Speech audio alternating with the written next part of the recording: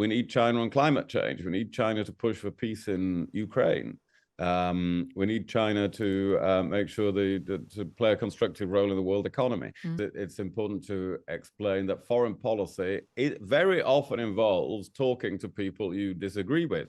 If you're only talking to the people you already agree with about everything, well, then you're not persuading anybody or having any channels of communication with more difficult countries. And you need those channels of communication. You know, there could be a crisis in relations between the West and China. And when that happens, the people who pick up the phone to each other need to know each other in order to diffuse that crisis. So it is important to do that. And he will need to raise the difficult issues, human rights, espionage, the terrible things that have happened in Hong Kong, but also that we need China on climate change. We need China to push for peace in Ukraine. We need China to make sure to play a constructive role in the world economy. So that's it's one of those complex issues that we were talking about earlier. William, I'll come back to you in a second about another kind of global issue. But Kezia, on that point, I suppose it's all well and good to say that, of course, you must keep talking to people, especially people you disagree with. But does China hold more of the cards here than the UK? Of course they do, but I still would agree wholeheartedly with what William's just described. I think it's a matter of statesmanship that we speak with China every opportunity for the reasons that William has outlined.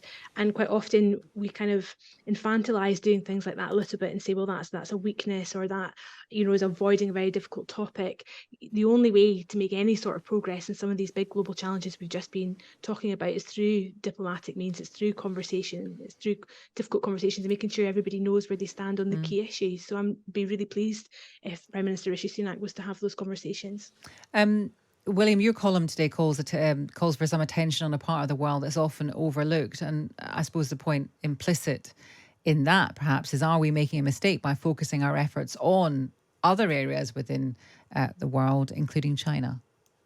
Well, I'm saying in the call, yeah, we always talk about China and Russia, Iran, and so on. But here we have this big area not far away, the Sahel region of Africa, the size of Western Europe, the fastest growing population in the world, with nearly half the terrorist deaths in the entire world, with extreme levels of poverty, where I point out the policy pursued by France in trying to fight terrorism in that area has been a disastrous failure, and the West really needs a coordinated approach to this. It is, I think, one of those neglected subjects, and I'm raising the alarm in my column today.